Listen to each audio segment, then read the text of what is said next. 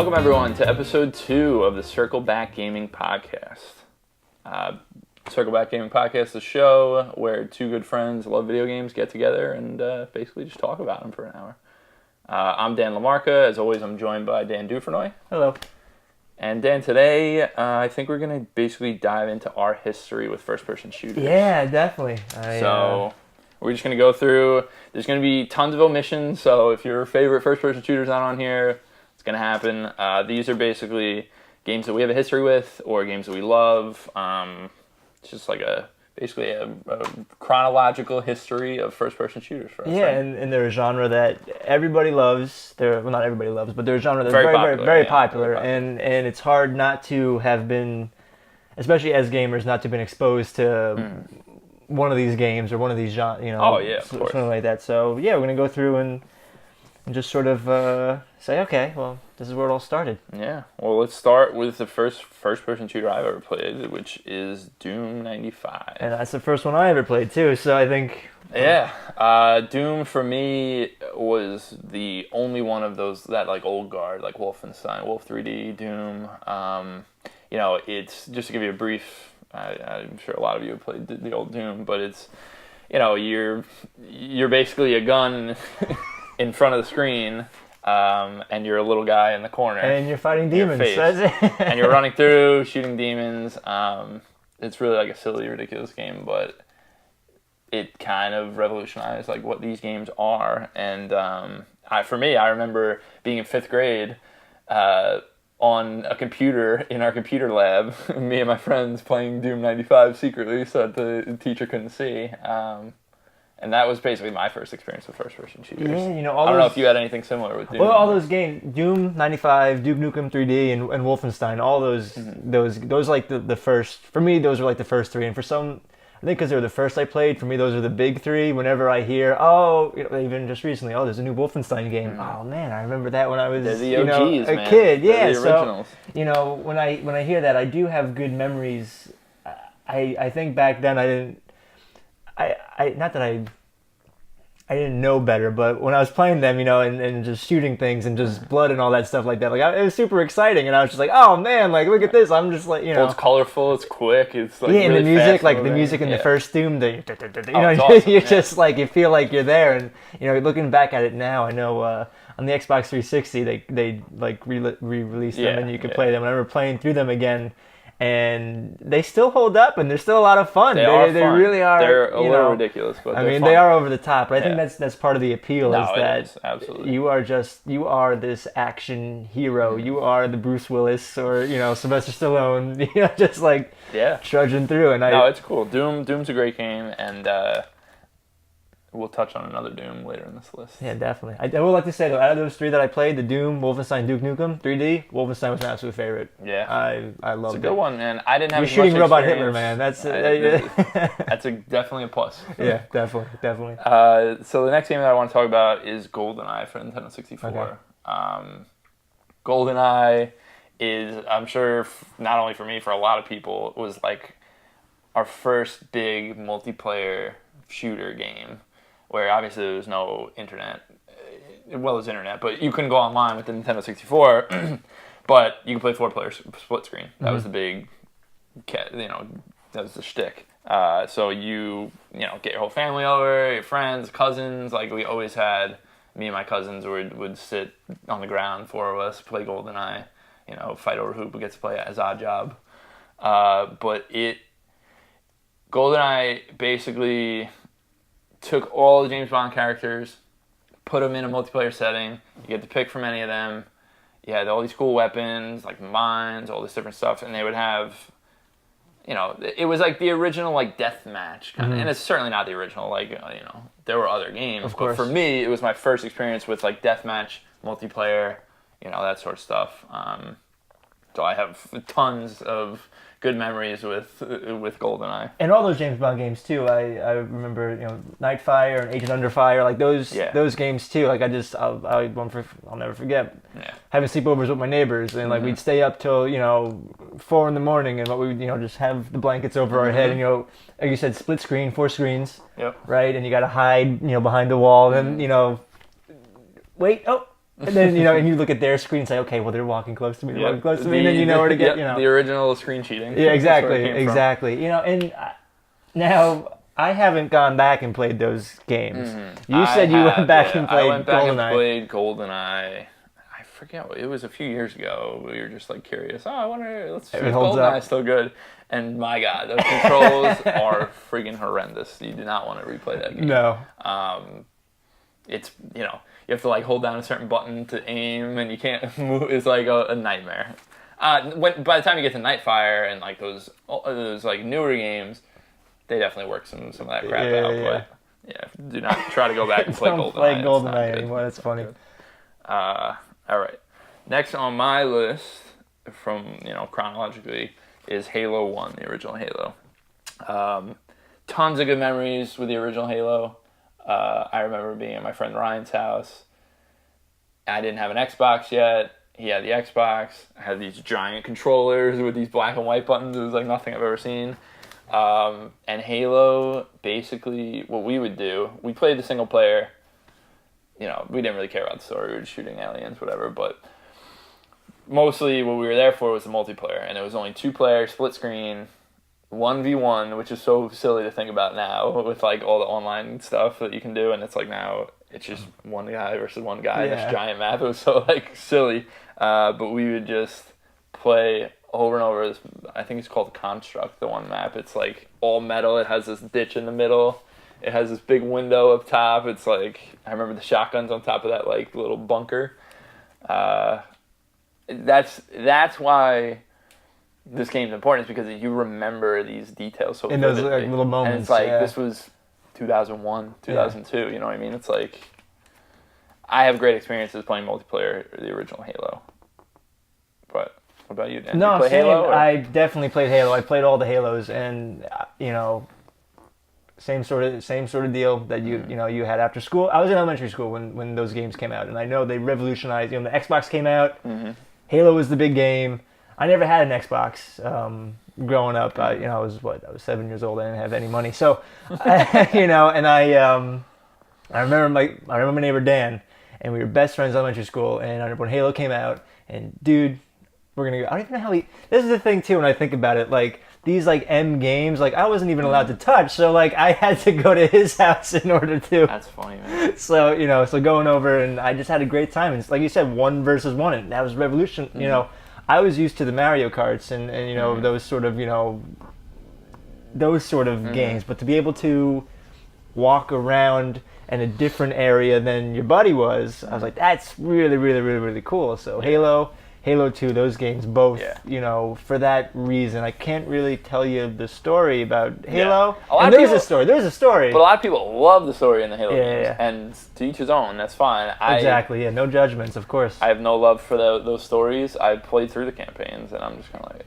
There's like books about them like too. It's just, to me, it's not the kind of sci-fi necessarily I like, but mm-hmm. I'm in it for the multiplayer. And speaking of Halo 2, for me, Halo 2 was even more of a seminal game than the original Halo because of the online. We had Xbox Live. I remember playing with so many friends online, getting our ranks up. Like, we would play ranked. Like, they had all these different... The way that game revolutionized, like, these ranking systems and things like that, like, I was in love with Halo 2, man. It was... For me, it was my first online shooter experience like that. And... to be able to play with 8 friends, we used to do custom matches, like make our own rules and stuff. It was like, that game was something else, man. I really, really love Halo 2 for those times. I feel like it's a common theme so far, especially talking about the James Bond games and the Halo games. I feel like the common thread between why we love these mm-hmm. games is that camaraderie between, I'm playing with my buddies and I'm having a good time mm-hmm. with my buddies, and it was sort of like. It's sort of, not that they're party games, they're shooters, but like it's kind of like, I'm going to go hang with my friends tonight, and we're just going to go and we're just going to play, this game. And I think, for me at least, part of the reason why I have such good memories, not many of these games would appear on my favorite video games list, but at least when I think about them, at least have those like memories. Like, you know what? Those were good times with my friends. Those were memories of, you know, you killed me, you idiot. Like, you know, just sort of those sort of things. I think that's why they stick with you. Yeah, and the interesting thing when you say like these may not be your favorite games of all time, but you certainly have fun with them. I think we should explore that another time, because I think there's something to that. Why these games that we enjoy so much and had so many fun times with, why are they not our favorites? Yeah. So we will. We'll talk about that. We'll get to that. Pivoting from what you're saying, where camaraderie with your friends, the next game, chronologically speaking, that I got really into as far as first-person shooters is CounterStrike. Okay. CounterStrike is a game that I played on my own. I didn't play with friends. And I played on my computer. CounterStrike is basically like... for the time, realistic graphics, military shooter, and I got super into it because it felt like the next step in shooters. For me, I'm playing Halo. It's kind of cartoon, it's like sci-fi, it's this and that. This felt like, oh man, this is like, it only took a couple shots in order to kill somebody. Like, it was very, you're not bullet sponges like in Halo. Yeah. And I just remember being young and mastering that mouse and keyboard, like, first person. That was my first, like, mouse and keyboard shooter, where I'm, like, playing the same map over and over again, DDoS, like... I can picture it still. It's like you knew the difference. It became like such a... Like, obviously, it's a super popular game. Many people have this experience. But for me, it kind of felt like man, nobody else is playing this. Like, this is my cool game. Like, whatever. But CounterStrike is...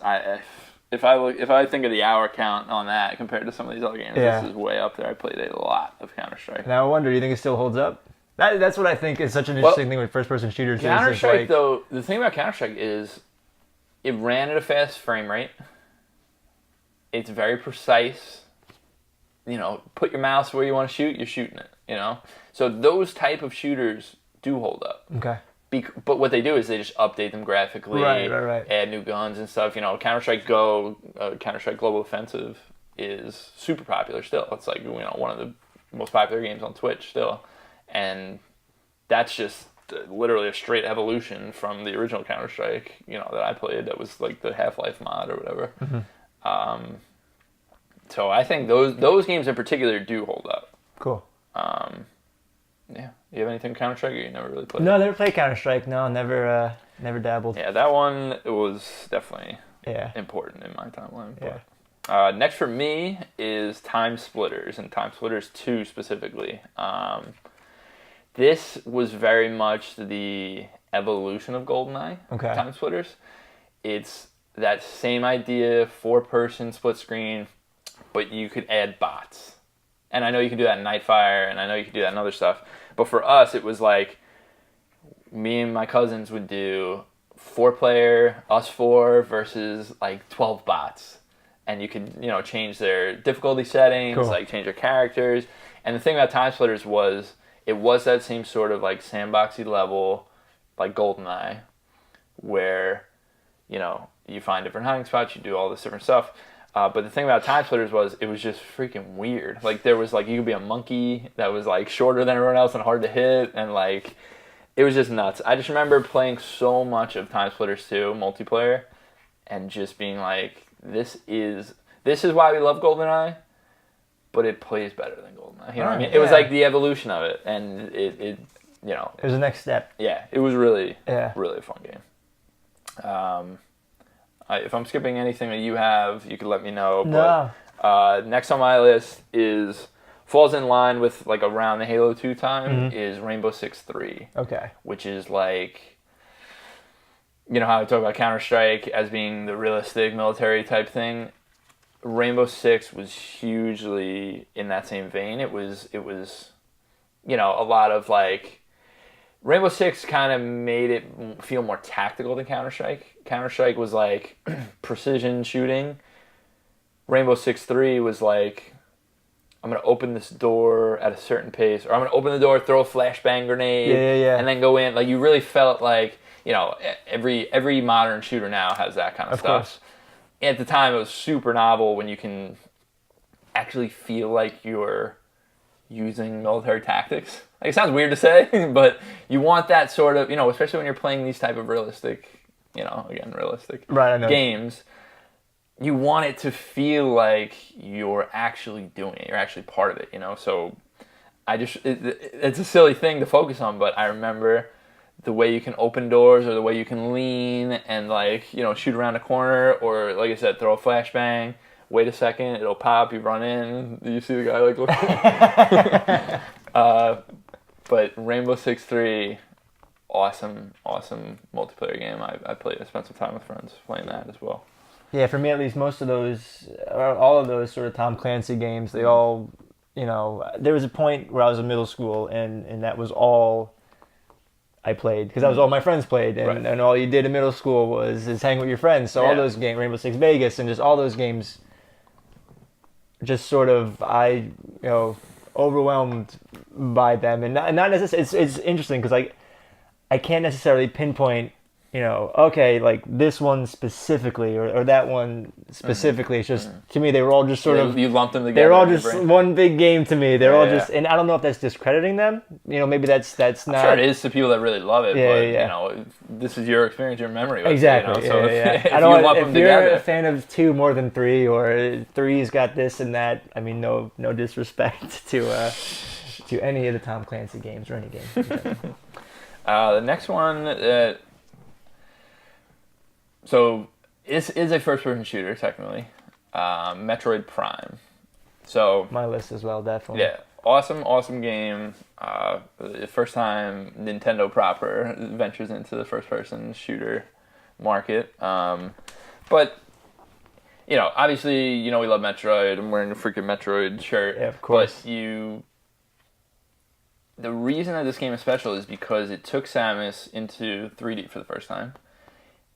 But it made it feel like you thought it was impossible, but it felt like those same sort of worlds to discover, like these, you know, classic Metroid worlds that are hidden, you know, tons of secrets, you know, little walls you could break, stuff like that. It totally made it into 3D, and it was a shooter, and it was totally bizarre. Like, you would have never expected this. Yeah, it was a totally, like, I remember seeing the game case and seeing Samus, and I'm like, what? Because I love Metroid, or Super Metroid is like one of my favorite games ever. So I'm looking at this like, what is this? And I picked it up, and I was like blown away. Right, and when you think about it, just how, like you said, it's the exploration in the world, but you are like, you feel like Samus, even when, you know, you're in like a really, really hot level where there's steam and your mask starts to fog up, and like, well, in that's what? So cool. Yeah, back then it was very. That was like a cool thing. I was, how old was I? 7, 8, and I was, what? You know, it's like really, really cool. But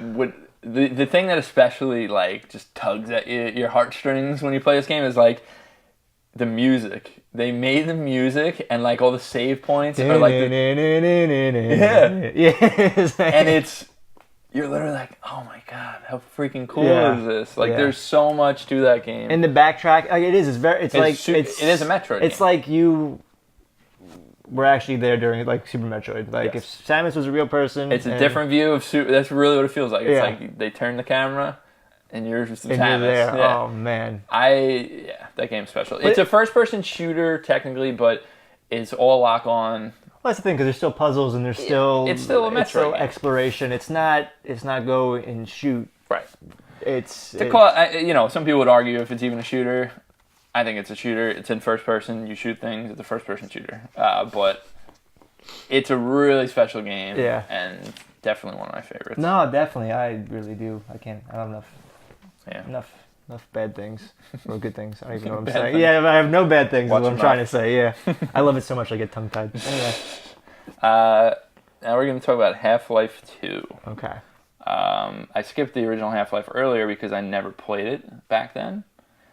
I basically, you know, when Half-Life 2 was coming out, I was starting to get a little older, like a little more like serious games, like stuff like that. So, you know, when the original Half-Life came out, it was a little over my head, I guess. But Half-Life 2 I played and like totally fell in love with. Yeah. And I didn't get to play Episode 2 until it came out in the orange box, with Portal and Team Fortress 2 on Xbox.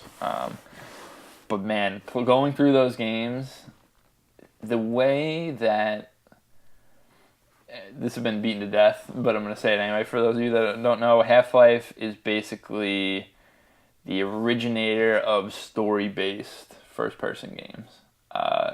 The way that dialogue, not only first-person games, story-based games in general, like the way that the dialogue between characters is, it feels like an adult wrote a video game for the first time. You know what I mean? Like, it's a real story with character interaction and emotion and like a lot of things that you didn't get from video games. Like what a lot of times, in last week's episode when we talked about Metal Gear Solid, right? How that was like the first adult game. It's still a silly game and there's stupid stuff in it. This is like, we're making, like, they basically said, we're going to make a movie that we would like to do, but we're going to make it a video game, A movie that we would love to watch, but it's going to be a video game, It's a really cool story. The world feels lived in. Those are very important games. I don't love them as much as some people do. A lot of people say Half-Life 2 is one of the greatest games ever made. I wouldn't go that far. I think it's a very important game. I think the story, the way they line everything out, a lot of the physics mechanics, hugely important to a lot of future games. So I would never say that it's not an important game. I would say I love it. It's not one of my favorite games. All right, fair enough. I actually never played. So I have a list on the notes in my phone of like games and franchises that like I'm embarrassed to tell people I've never played. So like Metal Gear is one of those games. Half-Life is one of those games. So both the ones we just talked about. Yeah, both the ones we just talked. I know. Yeah. Just messing with you, Dan. No, I know. Yeah. I'd love to get into we that, got to change that one of these days. I would love that, man. Definitely. Next chronologically, I believe, it would be Bioshock. The original Bioshock. As you know, I'm quite a fan. Yes. Bioshock, incredible game. Give you the brief, that's the big daddy for you. Give you the brief intro to Bioshock. It's basically, you're this guy, his plane crashes, you land in the water, you swim to the nearest thing, the closest thing to you. You end up going into this elevator type thing, but it brings you down, and it's this underground, basically it's like a city, basically, right? It just... and you are basically, you're thrown into this world, does a lot for, it basically picks up the torch where Half-Life 2 left it, because it's hugely influential as far as story goes in first-person games. Right, and it's even hard to, when I think of it as a first-person shooter, it's so much more than just... Yeah, well, also, there's shooting, but also you get these powers that you can use, They could be anything from, like, electrifying this spot of water so that if someone steps in it, they get electrocuted, to, like, converting enemies to your team. Like, you have all these different, like, supernatural-type powers. But I think we would agree the shooting isn't what really makes this game important. Not at all. The fact that it's a first-person shooter lets us include it on the list, but that's not really what we're here for. It's a story, it's the twists and turns, the tone is incredible. Well, it is that sort of, you're first person, and the story kind of happens, like, around you. I don't think this is a spoiler, but, like, for example, when I first, because it's, like, the first 10 minutes of the game, I remember being genuinely freaked out. You're just walking into this world of rapture, and I remember there's this woman crying over a pram. Yes. And a carriage, whatever you call it. Anyway, and like you're like, oh, that's like weird, and you can just walk past it, or you can get like closer. And I was like, what? Is everything okay? And like there's like a gun in there, and it's just very, very weird. And like the story happens around you, and if you choose to engage or not, it's still going on. You'll hear things behind you. You'll hear things, down the road, and that's what I think. Well, I think it's also cool about it. It's super important that it is first person, even though we're saying it's not. The fact that it's a shooter isn't what we love about it. The fact that it's first person is super important because it really puts you into that world where you're experiencing it as a character. You know what I mean? You're not. If this was a third person game, I don't think it's half the game that it is because it's a lot about exploring around you, and it really puts you in that world and wants you to like discover everything. Yeah. Bioshock, an incredible game. I have nothing. Yeah, again, anybody that has not played Bioshock, you have to play it. Next, I have Halo 3. Halo 3. We already talked about previous Halo games. Halo 3 basically goes right along with Halo 2 for me. I played it a lot online, played a lot of multiplayer, played with friends.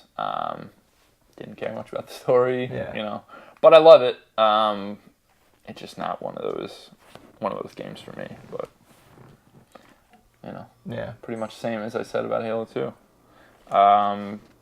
Then we're going to talk about the first Call of Duty game that I played. Okay. As a person that played a lot of Halo games, liked first-person shooters, played CounterStrike, I picked up Call of Duty 3 when the Xbox 360 came out. I bought the 360, got Call of Duty 3. It was like, World War II, classic shooter type stuff. I liked it because it felt really good. Call of Duty, and again, this is the first one I played. I picked up the controller and I was like, this is just a good shooter to play. So that's why I like Call of Duty 3. It's not my favorite, but it feels good. Yeah. And Call of Duty consistently, whether you love it or hate it, it feels good to play. No, it definitely does. It's extremely well done. A lot of the Call of Duty games, like I said, it's kind of like I was talking about, the Tom Clancy games was just sort of, as I was growing up, those were all the games my friends would play. So it was always the new one, or Call of Duty 4, I gotta say, and I'm sure you've played that as well. Yeah, that was coming up on here, Modern Warfare. Okay, yeah. Yeah, that is one where you can actually look, Call of Duty 3, I just put it in here because it's the first one I played. Call of Duty 4 Modern Warfare is pretty revolutionary as far as the game.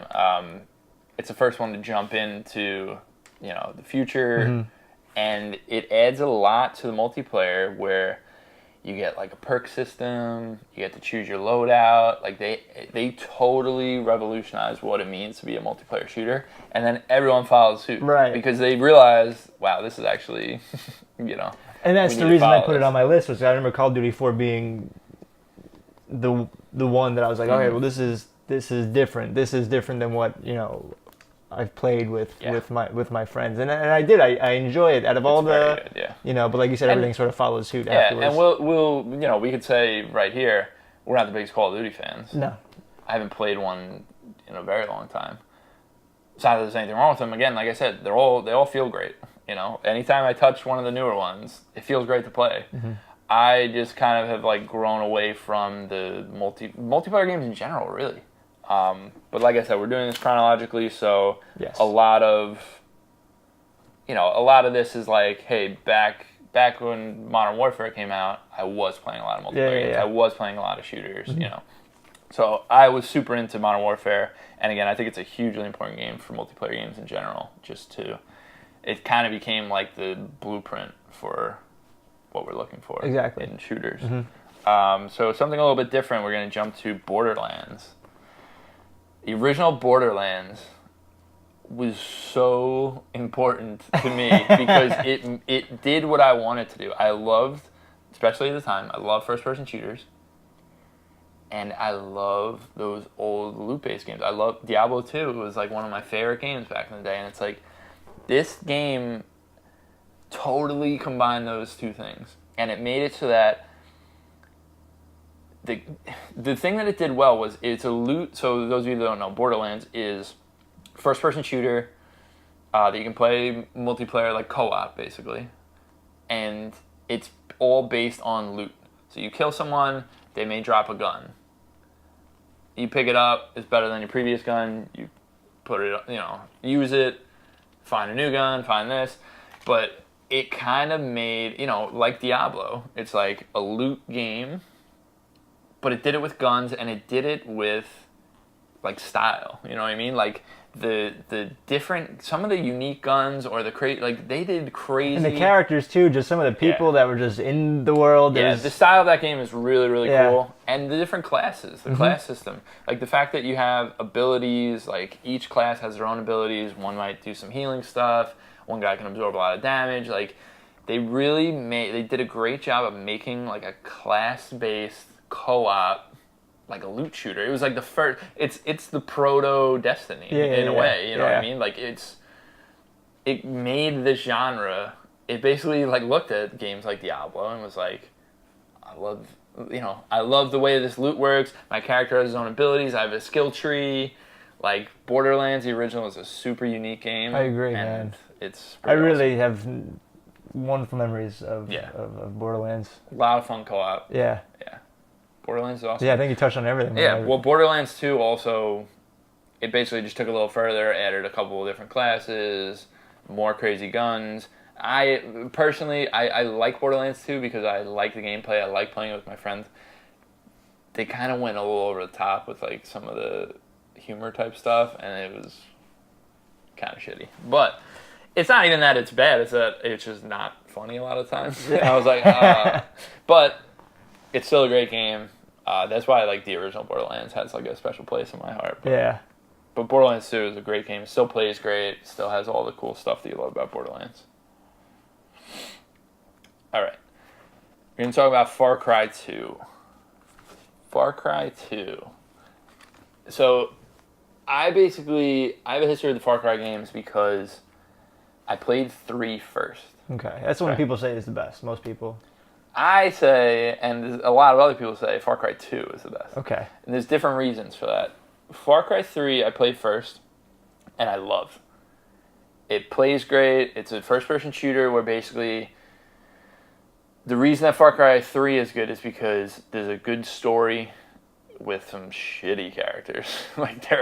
These are like the worst people. You basically you're this like bro that drops in with a bunch of his friends, like all his douchey friends that they're like clubbing. They're like these rich idiots, and you get dropped in, and your friends basically die except for one of them you're trying to like save.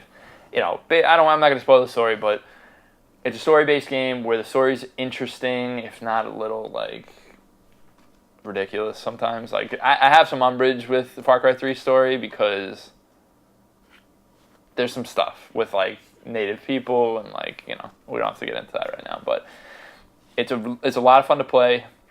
I enjoyed the systemic interaction with the world, right? So I enjoyed like you'd be at this outpost trying to take it over because that's your objective, take over this outpost, right? And then you'd see like a cougar or something over there, and you're like, I could ignore the cougar entirely. I could fight it, or I can put some meat in near these guys, and then the cougar will make his way, smell the meat, make his way in. The guys will be like, oh shit, that's a cougar, start shooting it, and then they're all fighting, and then I just get to go in and stab them all in the neck from behind and take over that place. It's a lot of systemic stuff like that. That's why I was like, I love this game, and a lot of people talk about Far Cry 2. Let me check it out. Far Cry 2 is a very different game. Okay. It's way more systems driven. So like where Far Cry 3 like kind of came together as like hey, we're more of a shooter. It's more mainline, like here's your story. Far Cry 2 is like, the reason that people love that game is for all of its different systems. Like characters can die. Like when I talk about games like Dark Souls, where it's interesting because you can just kill any NPC, and you can just never get their quests. You know what I mean? Like that sort of stuff, that sort of systems-driven stuff. Like I've been telling you recently, I've been playing Divinity: Original Sin. Okay, right. It's like that game is all systems. It's like something might happen to a character when you're not even there, and then you just never get that quest. Like it's all the variables. Tons of stuff like that. And Far Cry 2 has its like heart set in that. Where you have these different guys you can take with you, and then if one of them dies, that's it. Their whole story's done. Like they have this whole file of like who they are, and they're just dead. Also, people love it because like when I say systems, it also includes like you can burn this bush over here, and it'll start a big wildfire, and you'll end up killing half the animals. Like it's like crazy. Far Cry 2 is a really special game, and I'm not really articulating well why, but I love the Far Cry games. We can leave it at that. I don't want to babble on about it forever. No, I like it. Cool. Cool. All right. What do we got next? Left 4 Dead. You ever played Left 4 Dead? I've never played Left 4 Dead. Left 4 Dead is basically... So there's 2 different modes to it. The main mode that most people play is... It's you and 3 other people who can be human controlled or AI controlled. And it's basically... You have to get from point A to point B and survive. Okay? So it's a first-person shooter. You have guns. You find guns along the way. But the whole place is riddled with zombies. There's zombies all over. So you're running through, killing all these zombies and trying to get through. And sometimes they'll corner you off, or if you get separated from the group, the zombies might come around you and take you out. So it's a huge team-based game. Really, really fun. Also made by Valve. They know how to make shooters. Yeah. It's really fun to play. That's the main mode. And it's interesting because there are a bunch of reasons why I like it a lot as a game that aren't only how how it controls. There's also they do a lot of cool stuff with the story. It's cliche now where you would get to these safe houses and there would be writing on the wall. That stuff was cool for the time. Everyone does it now. Yeah. But I thought it was really cool, interesting storytelling type stuff. Also, you get little dialogue between the characters.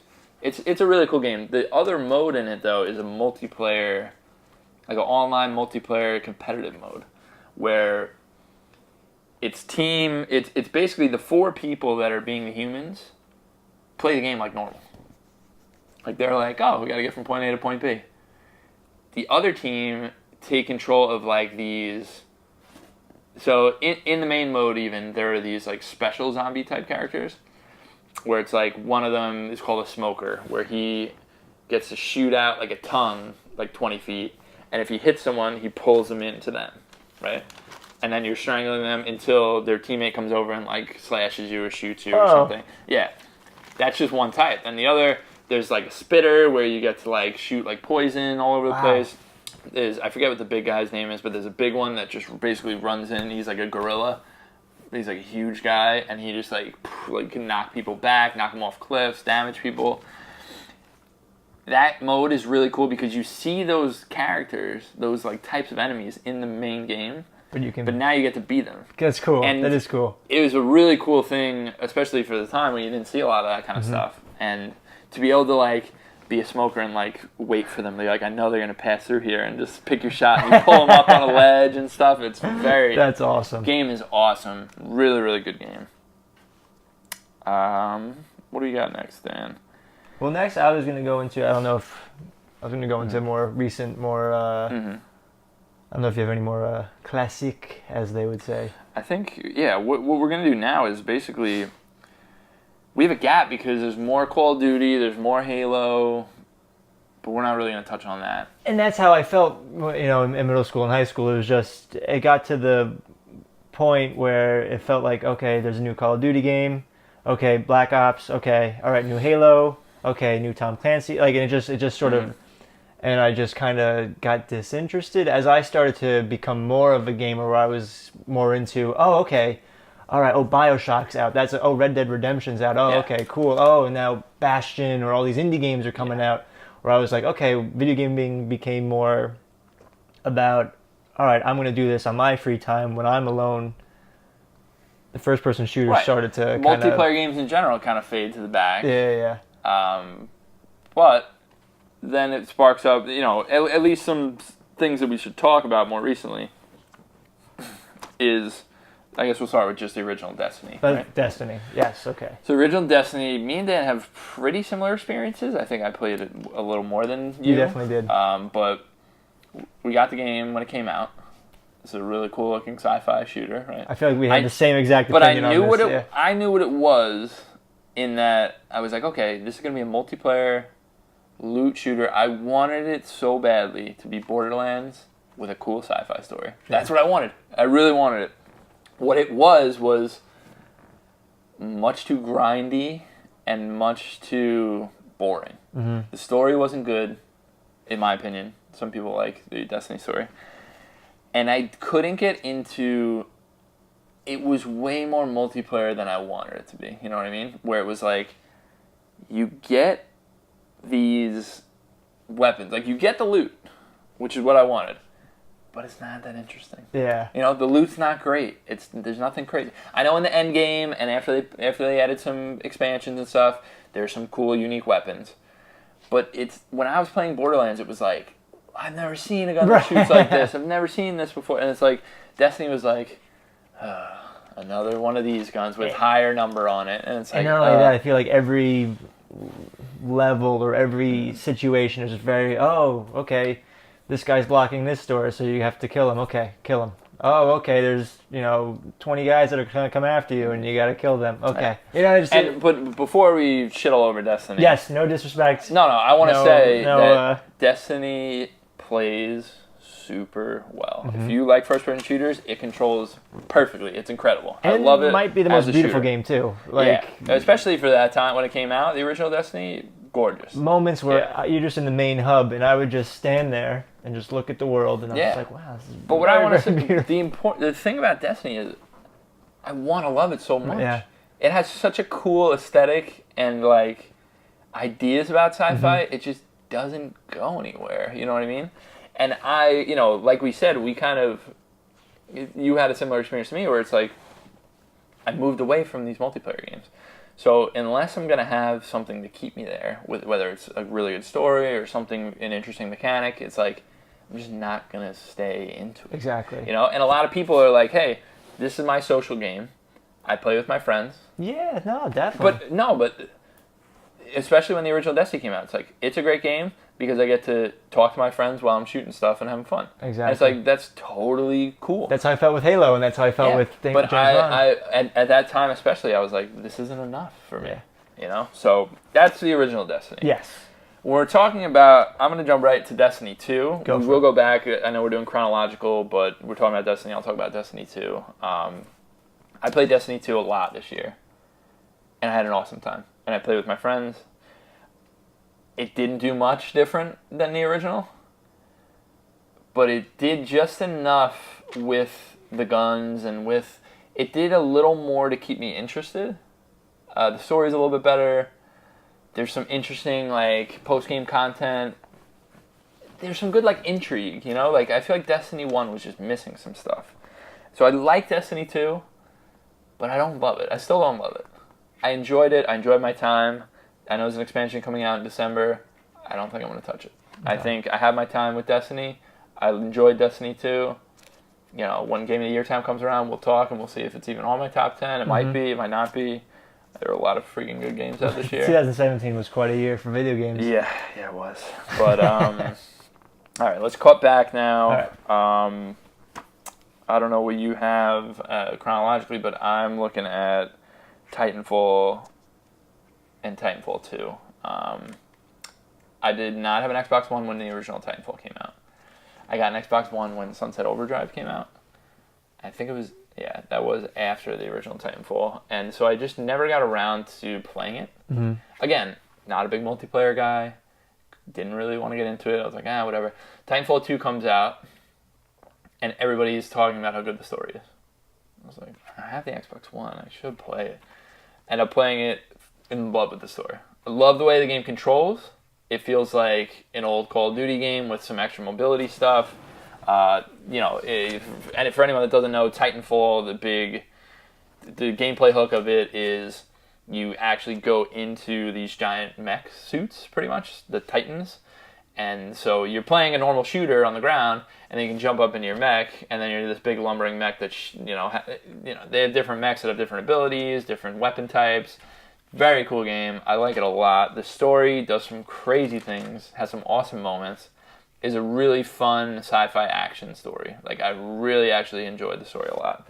So it made me like the game so much that I was like, let me play multiplayer, let me try it.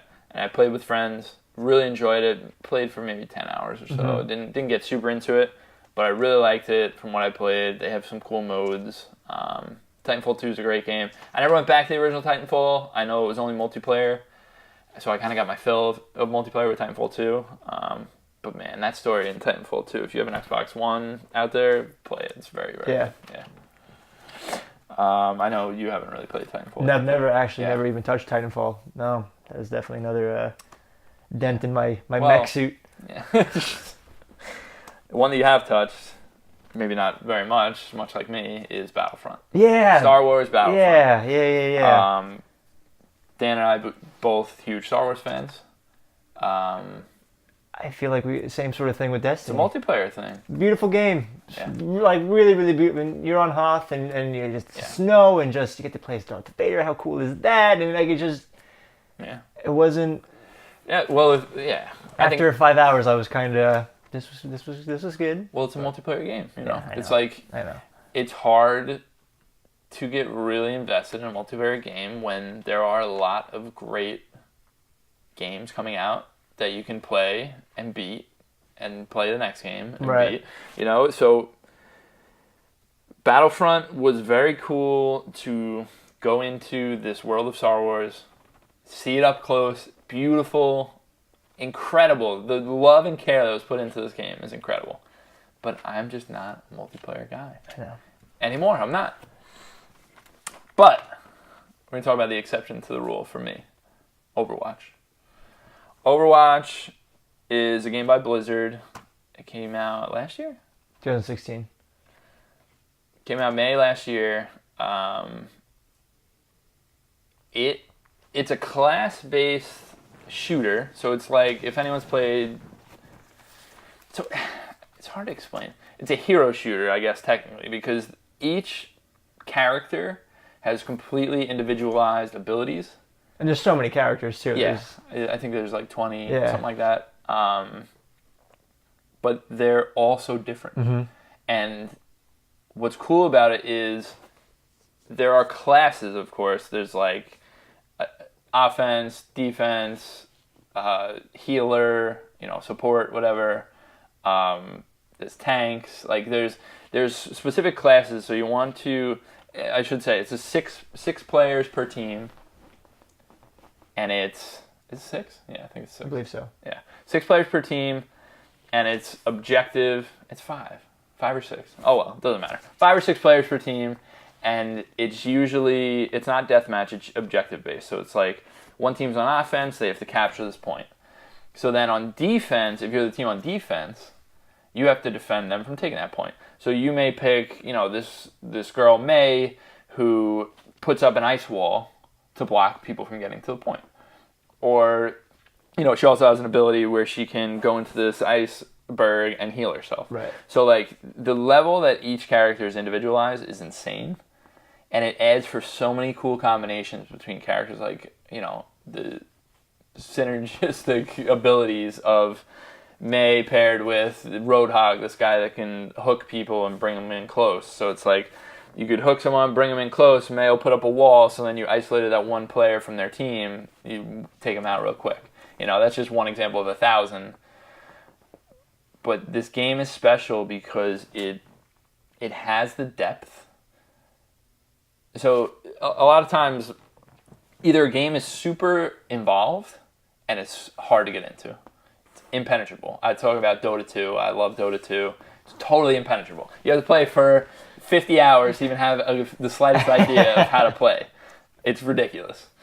Overwatch has a lot of depth, but if you are just a casual first-person shooter fan, you jump right in and play. Well, that's the thing. I think when the beta came out, we were playing together, and I was like, I played Overwatch before everybody got really, really good at it. So, like, I was like, man, I'm actually really good at Overwatch. And then I played it, like, when the game came out, and every time I played, I got my butt handed to me. It just, it's like, but it's still a lot of fun, and I do enjoy it, and I don't love it as much as you love it. Mm-hmm. It's a game that, if I'm at a friend's house, let's play it. Like, I love playing it, but to me, like, it's not a game I would shell the money out for. Well, it's a multiplayer thing also, right? Exactly. Like, how many multiplayer... This one caught me... Again, no offense to Overwatch, because it really is a fantastic game. Just maybe not... I don't think I'm saying anything bad about Overwatch. Not my tastes. But, Overwatch, one of my favorite games last year. Easily. The reason it got me is because I had a group of friends that were playing it. and it was just colorful, different, totally unique styles of gameplay. Like I've never played anything like that. And I know people that have played Team Fortress 2 or some of these like hero-based games. You've experienced it before, but this was my first big one, you know, and it really caught me. It's a fun hook. It has a good loot box grind. You know, you want to play until you get to the next level, so you get, you know, it's a perfect example of a game that does microtransactions well, because it's basically the only thing you can buy is cosmetics. Mm-hmm. You know, you're not buying XP double. Well, you can buy XP, I guess you can do that. You're not buying like things that give you an advantage in the game. You know. And these characters are awesome. They are. Every single character is incredible. Unique. And Blizzard is incredible what they do. So the thing about this game is like, you love the characters. They build them out slowly, like little dialogue between characters. Like, oh man, this person knows that person from them. Like it's the little stuff that they do that makes Blizzard so awesome. Mm-hmm. And then they're like, hey, look at all these cool skins you can get for them. Oh man, I love this guy, I want that skin. And then you get a loot box every level that gives you 4 random things, and it could be that skin that you wanted. Or you can just buy them. But that's the right way to do microtransactions. I love this game. I applaud Blizzard for making a really, really good multiplayer game.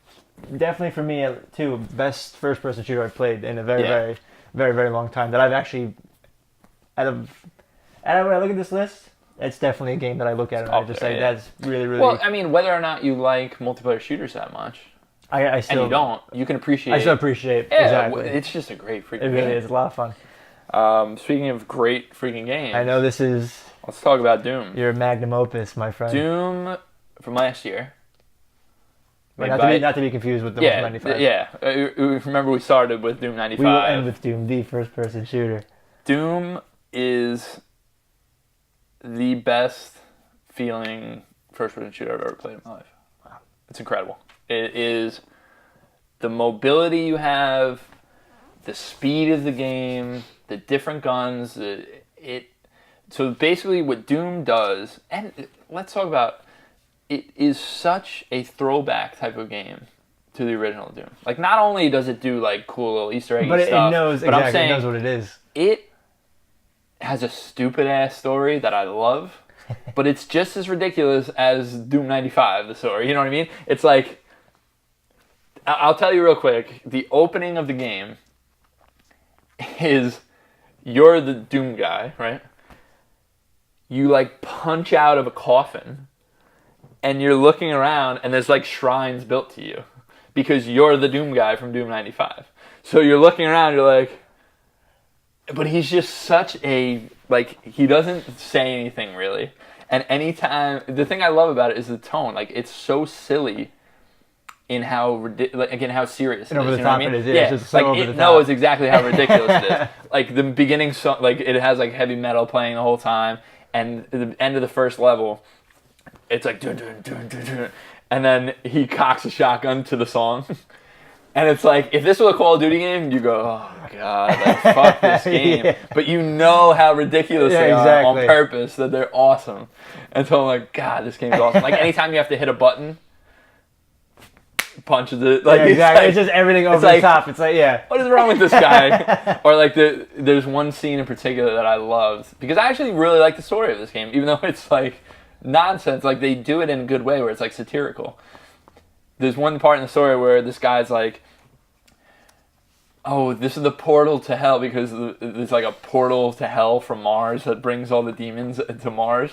So it's like, oh, the portal to hell, we can't close it. The amount of good we can get from this, and he's like a scientist. He's actually like explaining himself well, and he's like, don't break it, just shut it down. And the Doom guy just like smashes it. Like he's like, what did you just do?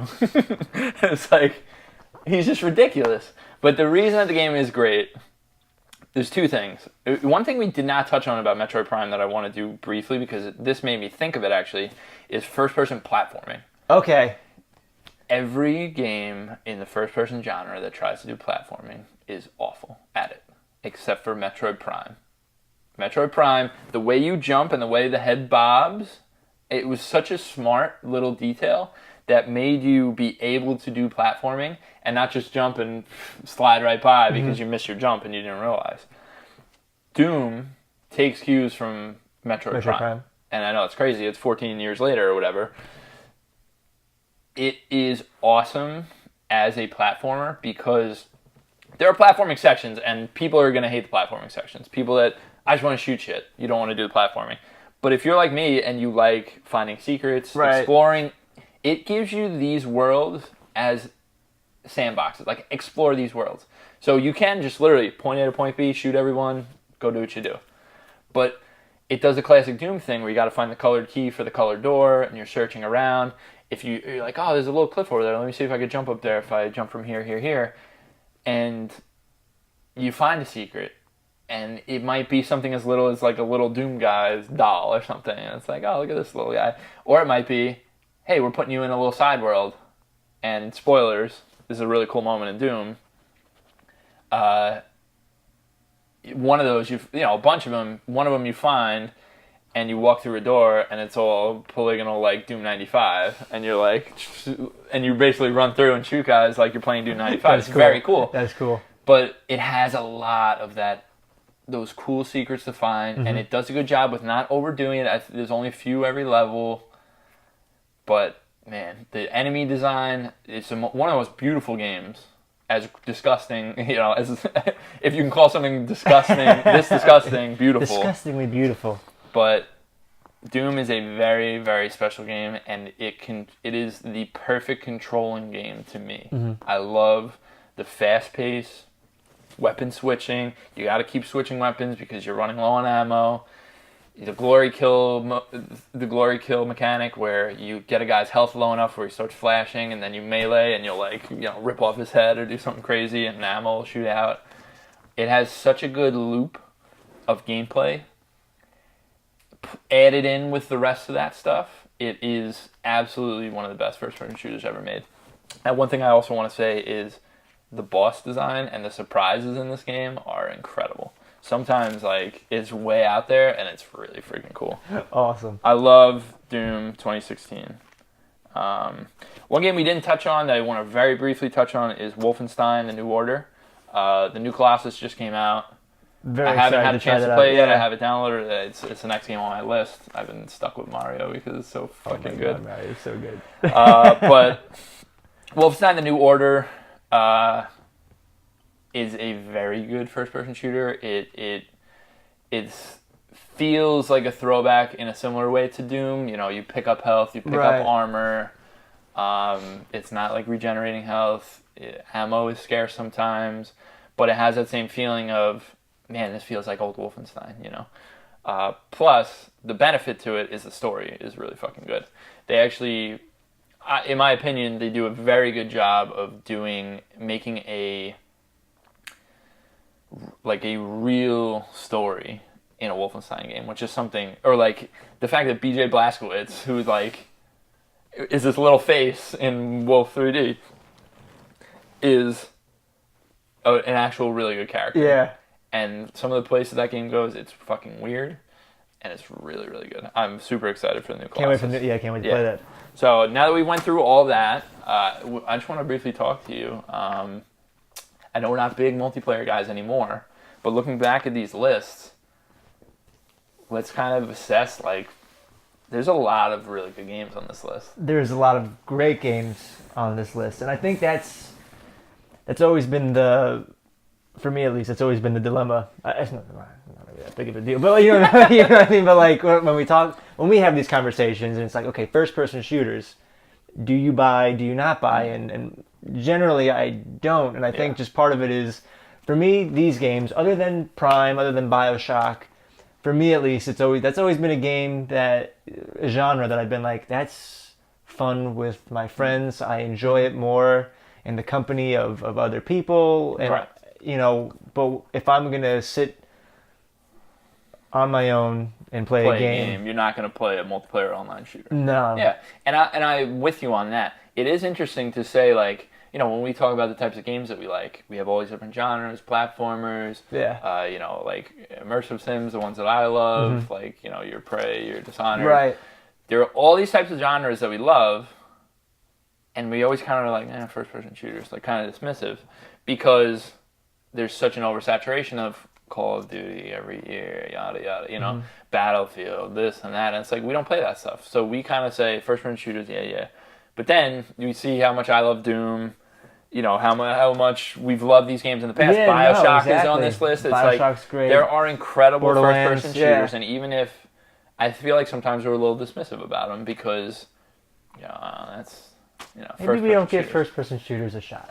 Well, we obviously do. See what I did there? First-person shooters a shot. Get that is it. All right. On that note, now we're gonna conclude our episode today. Join us next week.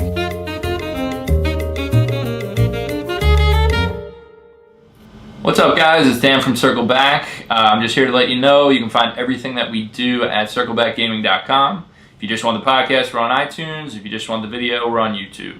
So catch us either place. Thanks.